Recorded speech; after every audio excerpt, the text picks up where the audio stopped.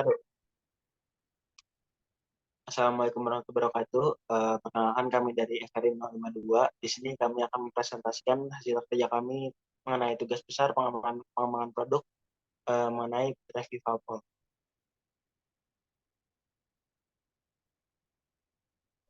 Di sini sebenarnya kami akan memperkenalkan diri terlebih dahulu.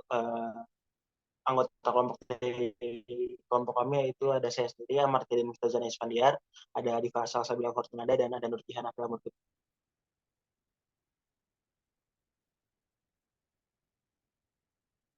Untuk latar belakang dari produk kami yaitu dari tahun ke tahun jumlah pendaki gunung semakin meningkat. Karena kini mulai bermunculan para pendaki baru atau pemula yang ingin mendapatkan pengalaman baru dalam melakukan pendakian gunung. Namun pendakian gunung ini merupakan salah satu olahraga yang cukup ekstrim dan membahayakan jika tidak mempersiapkan segala aspek dengan baik. Banyak hal yang harus dipertimbangkan dan dipersiapkan sebelum melakukan pendakian. Salah satunya yaitu trekking pole. Namun saat ini masih jarang ditemui trekking pole yang multifungsional. Maka dari itu kami ingin menginovasikan trekking pole yang multifungsional yang dimana terdapat beberapa fitur tambahan yang diharapkan dapat membantu para pendaki dalam mendaki gunung. Adapun identifikasi masalahnya yaitu yang pertama, defisiensi fitur-fitur yang ada pada produk yang masih kurang maksimal. Yang kedua, ada kenyamanan penggunaan trekking pole oleh pendaki atau pelaku survival. Dan yang ketiga, ada kekuatan material dari trekking pole untuk penggunaan jangka panjang. Tujuan perancangannya yaitu yang pertama untuk pengembangan produk ini dilakukan untuk membantu para pelaku survival pada saat melakukan kegiatan yang berkaitan dengan survival, mengetahui fitur-fitur apa yang dapat menjadi pengembangan dan menunjang efisiensi dari produk. Dan yang ketiga itu penggunaan material yang sesuai dan kuat terhadap medan yang dilalui pendaki atau pelaku survival. Studi existing dari trekking pole ini yaitu trekking pole merupakan salah satu alat bantu yang digunakan oleh para pendaki saat menempuh jalur pendakian atau melakukan survival. Sehingga alat ini dapat memudahkan para pendaki untuk melalui medan-medan yang ditempuhi selama pendakian. Dengan menggunakan trekking pole ini, pendaki akan merasa aman, terlebih saat dalam kondisi licin atau hujan lebat. Berikut merupakan flowchart dari trekking pole sendiri, yaitu yang pertama ada mengidentifikasi kebutuhan customer, yang kedua mengidentifikasi spesifikasi ke produk, yang ketiga ada menyusun konsep produk, yang keempat ada memilih konsep produk, dan yang kelima ada apakah konsep produk sudah sesuai atau belum. Jika belum, maka kembali ke identifikasi spesifikasi produk. Jika sudah, yaitu dilanjutkan dengan menentukan konsep akhir produk, menentukan pemilihan material, proses pengembangan desain produk, mengidentifikasi risk manajemennya, perancangan pembuatan produk, dan pembuatan prototype, dan akhirnya produk pun jadi. Selanjutnya merupakan identifikasi dari kebutuhan pelanggan. Dari identifikasi kebutuhan pelanggan ini muncul need statement yang terdapat beberapa, yaitu produk multifungsional, produk memiliki variasi warna, produk memiliki ukuran yang ideal, produk mudah diperbaiki, produk akan aman digunakan, produk memiliki harga yang terjangkau, produk memiliki sifat portable, produk berfungsi sesuai dengan fungsinya, produk kuat dan kokoh, produk memiliki beban yang tidak terlalu berat, dan produk memiliki material yang baik.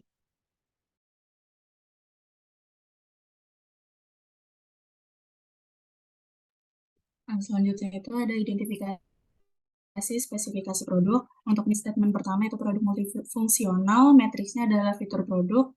Lalu untuk produk memiliki variasi warna, matriksnya itu total variasi warna.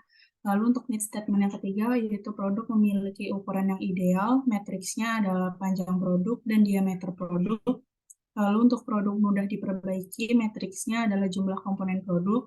Dan yang kelima itu ada produk aman digunakan, yaitu matriksnya produk memiliki komponen yang aman. Untuk yang keenam itu produk memiliki harga yang jangkau, matriksnya adalah harga produk. Untuk yang ketujuh yaitu produk memiliki sifat portable, matriksnya adalah panjang produk dan diameter produk. Dan yang kedelapan itu produk berfungsi sesuai dengan fungsinya, matriksnya adalah produk kuat menopang tubuh. Lalu selanjutnya ada produk kuat dan kokoh, matriksnya adalah umur produk dan produk tidak mudah patah. Untuk produk memiliki beban yang tidak terlalu berat itu matriksnya adalah masa produk, dan yang terakhir itu produk memiliki material yang baik, matriksnya adalah produk tidak mudah berkarat dan umur produk.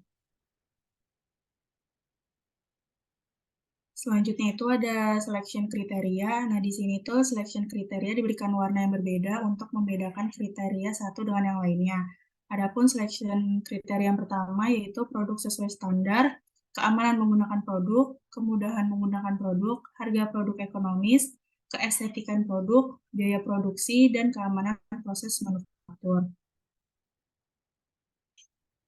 Nah, ada proses pengembangan produk. Dalam proses pengembangan produk itu terdapat 4 option yang dibuat untuk menciptakan produk yang sesuai dengan statement sebelumnya.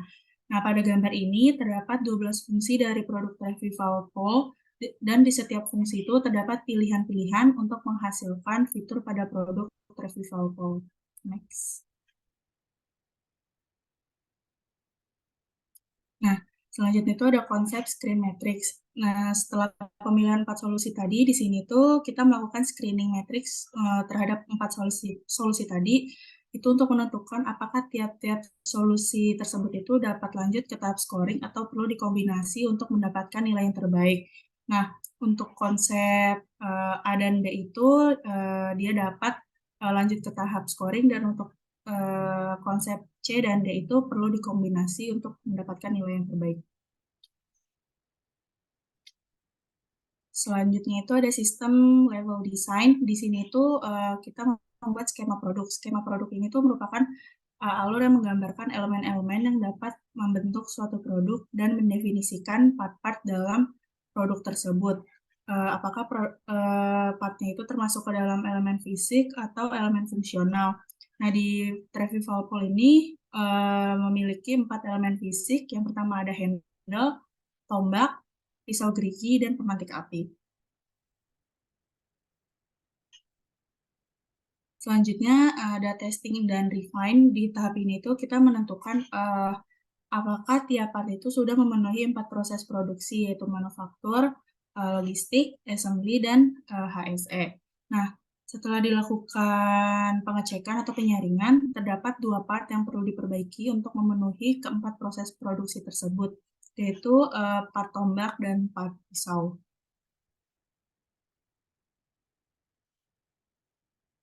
Di sini ada desain produk terpilih. Dari setelah melakukan proses-proses sebelumnya, kita memilih produk Trivial Pole. Produk Trivial Pole merupakan hasil pengembangan dari produk tracking pole yang menjadi alat pertahanan diri yang multifungsional.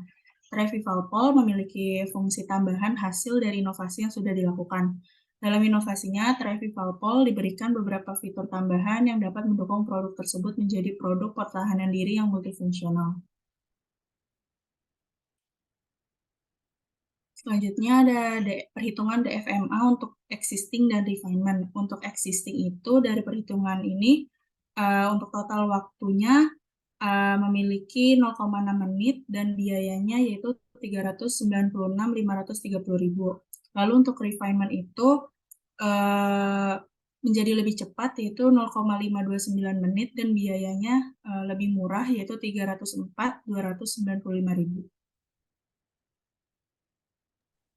Yang selanjutnya merupakan Design for Environment atau DFE. Terdapat DFE Goals dan juga DFE Agenda. Untuk DFE Goals terdapat Environment Friendly Product dan juga Environmentally Friendly Manufacturing Process. Untuk DFE Agenda terdapat Amartya Dian, Diva Sasadila, dan Nurjihan. Lalu selanjutnya terdapat Apply DFE Guidelines to Product. Terdapat 2 Design for Environment element, yaitu yang pertama use recyclable or recycled materials dengan alasan untuk mengurangi material yang tidak bisa di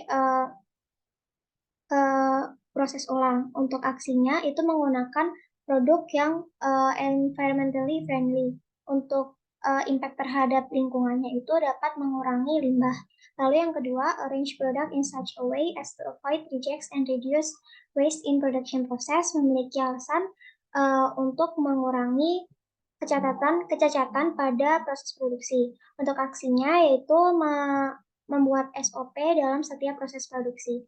Environment impact-nya adalah mengurangi limbah dan juga yang mungkin terjadi. Yang selanjutnya adalah Failure Mode Effect Analysis atau FMEA. FMEA sendiri itu merupakan sebuah metode sistematis yang bertujuan untuk mengidentifikasi dan mencegah masalah produk dan proses sebelum terjadi. Pada tabel di sini dapat dilihat perbedaan antara RPN awal dan juga RPN akhir setelah dilakukan analisis FMEA. Untuk part handle memiliki RPN awal 252 menjadi 80. Untuk part tongkat memiliki RPN awal 210 menjadi 12, dan untuk part sambungan pisau dan tombak serta sambungan pemantik api memiliki RPN awal 120 menjadi 12. Untuk part footstep memiliki RPN awal 432 menjadi 36. Yang selanjutnya merupakan material yang terpilih untuk setiap part yang ada pada produk Trevivalpol. Yang pertama, untuk part handle dan juga part tongkat, dipilih material karbon karena dirasa kuat dan memiliki pertahanan terhadap panas yang baik. Untuk part sambungan pisau dan tombak serta sambungan pemantik api, dipilih material nilon karena cukup kuat. Dan untuk part pisau dipilih material stainless steel karena tahan terhadap korosi. Yang selanjutnya adalah part pemantik api, dipilih material magnesium alloy karena rata-rata penggunaan bahan terhadap untuk pemantik api itu menggunakan magnesium alloy. Untuk part footstep, itu menggunakan material nilon karena tahan terhadap guncangan dan juga cukup kuat. Untuk part tombak digunakan material stainless steel karena tahan terhadap korosi. Untuk part mur dan baut digunakan material alloy dan steel.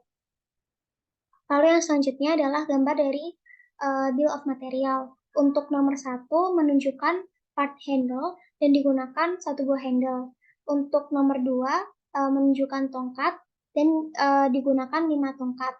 Untuk nomor 3 menunjukkan pisau, digunakan satu buah pisau. Untuk nomor 4 menunjukkan sambungan pisau dan tombak dan juga menggunakan 2 buah sambungan pisau dan tombak. Untuk nomor 5 menunjukkan mur, digunakan 2 mur. Lalu untuk nomor 6 menunjukkan baut, digunakan 2 baut. Untuk nomor 7 menunjukkan sambungan pemantik api, digunakan satu buah sambungan pemantik api. Untuk nomor 8 menunjukkan pemantik api, digunakan satu buah pemantik api. Untuk nomor 9 menunjukkan tombak, digunakan satu buah tombak, dan juga nomor 10 menunjukkan footstep, digunakan satu buah footstep. Yang selanjutnya, cara penggunaan dari produk Trevivalpol. Ketika ingin menggunakan Trevivalpol, hanya perlu menggenggam pada bagian handle. Lalu untuk menggunakan fitur pisau, tombak, dan juga pemantik api dari produk Trevivalpol dapat membuka pada setiap sambungan di antara tongkat. Yang selanjutnya, untuk menggunakan senter dapat dibuka pada bagian handle. Untuk menggunakan kompas dapat diarahkan ke arah yang diinginkan.